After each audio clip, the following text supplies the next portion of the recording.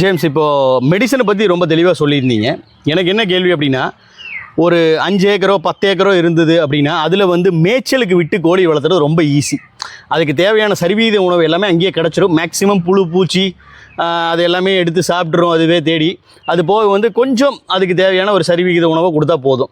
இப்போ நம்ம புறக்கடையில் வளர்த்துறோம், ஒரு 5 சென்ட் தான் இருக்குது, இதுக்குள்ளே தான் நம்ம வச்சு பண்ணுறோம், கூண்டு முறையில் நம்ம பண்ணுறோம். அப்படிங்கும்போது அதற்கு தேவையான சத்துக்கள் எல்லாம் எப்படி கிடைக்கும்? அதுக்கான என்ன தீவனங்கள் நம்ம கொடுத்துட்ருக்கோம்? அதை பற்றி கொஞ்சம் தெளிவாக சொல்லுங்களேன்.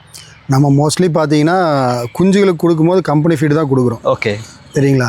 பட் அது வந்து போதுமான அளவாக இருக்குமான்னு கேட்டிங்கன்னா ஒரு குறிப்பிட்ட அளவுக்கு ஒரு 15 நாள் குஞ்சு 20 நாள் குஞ்சு வரைக்கும் ஓகே. அதுக்கப்புறம் கரையானோ உணவு புழு உற்பத்தி இல்லாமல் நம்ம வந்து பண்ண முடியாது. பட் நம்மகிட்ட ஒரு ஆப்ஷன் இல்லை. என்ன அப்படின்னா கொஞ்சம் தான் இடம் இருக்குது. இந்த இடத்துக்குள்ள நம்ம போய் கரையான் உற்பத்தி பண்ண முடியாது. கரையான் உற்பத்தி ஆகாது. சரி, நீ என்னதான் பானை வச்சாலோ என்ன பண்ணாலும் கரையான் உற்பத்தி ஆகாது. ஓகே. ஸோ நம்ம கரையான் உற்பத்தி பண்ணுறதுக்கு போல அடுத்த ஆப்ஷன் என்னன்னு பார்த்தேன் நான். ஓகே. இப்போ நம்ம வந்து மீன் பிடிக்கிறோம். கண்டிப்பாக அது வந்து நமக்கு பெரிய ஹாபி. அது உண்மைதான். தூக்கம் வர்றதில்லை. இல்லைன்னா ஒரு டைம் பாஸ் அது கூட போகுது. சரி. ஸோ அந்த மீனை அப்படியே கொண்டு வந்து கோழியில் கொடுத்துரும். மீன் தான் கொடுக்குறோம். மீன் கரையானுக்கு பதிலாக மீன் பியூர் புரோட்டீனே கொடுத்துட்றோம். ஆமாம், புரதச்சத்து வேணும்னா அதுவும் மீனில் இருக்கிறது 100% புரோட்டீன். அந்த புரோட்டீன் அப்படியே கொடுத்துட்றோம். மீனை கொடுத்துட்றோம். எப்படி வேக வச்சு கொடுக்குறீங்களா, பச்சையாக கொடுக்குறீங்களா, என்ன மாதிரி?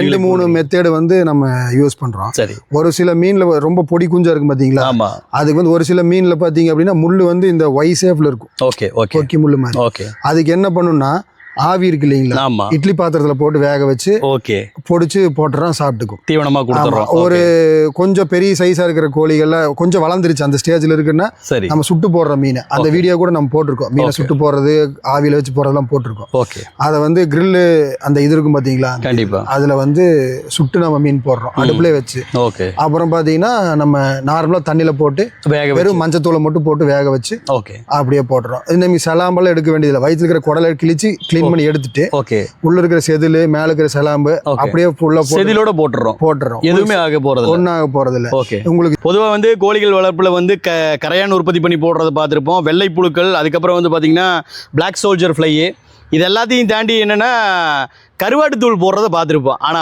மீனே ஃப்ரெஷ்ஷா புடிச்சு போடுறது இப்பதான் முதல் முறையா பாக்குறோம். ஆப்ஷன் இருக்கிற சோர்ஸை மட்டும் தான் நம்ம யூஸ் பண்ண முடியும். நமக்கு அந்த சோர்ஸ் இருக்கு, அதை நம்ம யூட்டிலைஸ் பண்ணிக்கிறோம். இப்ப கருவாடு வாங்கணும், நம்ம பணம் கொடுத்து போய் வாங்கணும். ஓகே. சரிங்களா. சரி. இப்போ உணவு புழு தயாரிக்கணும் அப்படின்னா அது மெனக்கெடணும். கண்டிப்பா. இது நம்மளோட இன்ட்ரெஸ்டும் இருக்கு. மீனை பிடிக்கிறோம், வீட்டுக்கு யூஸ் பண்ணிக்கிறோம். ஓகே. ஒரு 10 மீன் பிடிக்கிறோமா 2 கோழிக்கும் போயிருது.